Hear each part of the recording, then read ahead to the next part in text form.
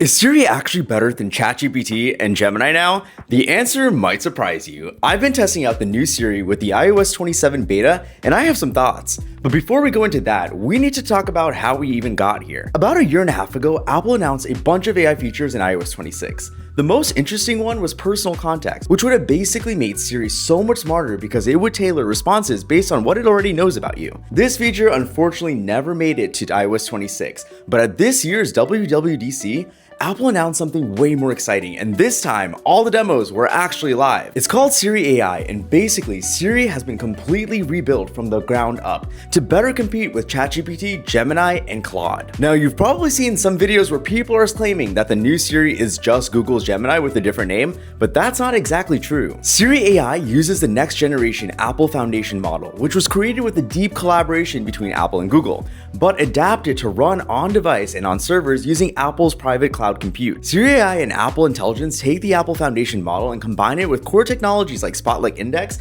which can quickly search your phone for anything relevant to your question or task, App Toolbox, which identifies relevant tools from your favorite apps to service your request, and a system orchestrator that coordinates between the App Toolbox and Spotlight Index. What all this actually means is that Siri can handle context, voice, text, your personal context, world knowledge, actions, on-screen awareness, and so much more. This means that Siri is now one of the smartest personal AIs around.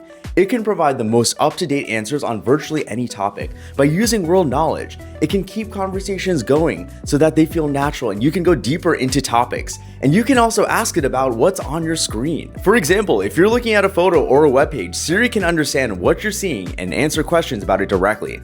This on-screen awareness is a huge leap forward. It can find anything in all your favorite apps like mail, messages, notes, and more. It can even get things done for you like drafting an email, adding photos to a shared album, getting directions with a stop on the way, and honestly, so much more. The App Toolbox is really what makes this possible. It allows Siri to tap into specific features of your favorite apps, so it can actually take action on your behalf rather than just giving you information. Siri pretty much works with everything on your phone, and to help you stay organized, there's even a Siri app that makes it easy to revisit any existing conversation or kick off a new one. The new Siri app actually has such a clean design. When you open up the app, you'll see these really nice cards of all your past conversations, and you can also search for more if you want to find them faster.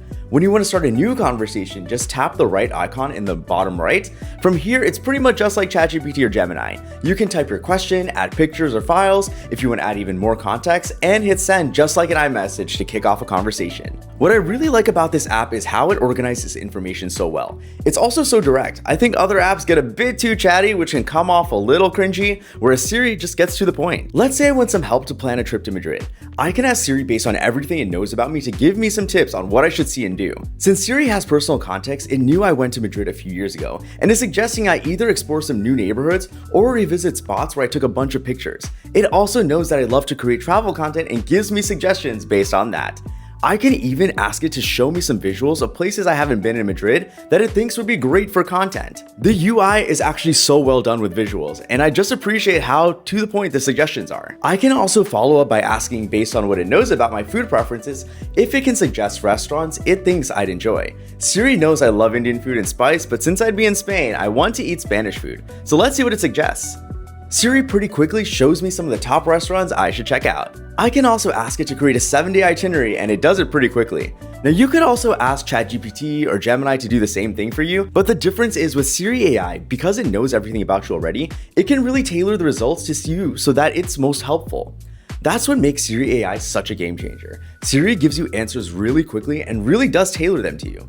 Technically, I could give ChatGPT or Gemini or even Claude everything about me, but the problem is those AIs are strictly on the cloud. Each AI takes measures to make sure your data is secure, but Apple's privacy stance has always been so solid. With private cloud compute, your information always stays safe, and the foundation model is so smart it knows when to answer the question using the on-device model versus a server model. And even for the server model, your data isn't stored or accessible to Apple or even anyone else. Something I've also found really interesting about the new Siri AI compared to other AIs are the guardrails. When you ask Siri for personal advice, it very clearly sets up a boundary and reminds you that it's an AI. It doesn't have opinions and can only state facts. This is something that I found incredibly nice and healthy. AI has been moving so fast and competition is pretty fierce between all these companies, and time usage is how they're being measured against each other. ChatGPT especially is known to be very chatty and loves to talk about feelings and give you advice, but a lot of the times it's just repeating what you want to hear, unless of course you ask it to be unbiased, but still. Where other AI companies want to make their AI chatbots more friendly and sticky, with Siri AI, Apple very clearly takes a path of not being in the business of making Siri AI your best friend. In fact, if you really try to get it to talk about feelings, it'll even suggest reaching out to a trusted friend or family member who can provide real advice. I actually really like this approach to AI, and I think that's going to really resonate with a lot of people who have historically been anti-AI usage because of this. Since using the iOS 27 beta, I found myself using ChatGPT and Claude a lot less for everyday questions and queries. Siri AI is just so easy to use. You can use the app, or you can say Siri, or you can drag from the dynamic island to bring up Siri pretty much anywhere. It's just so fast and convenient to use.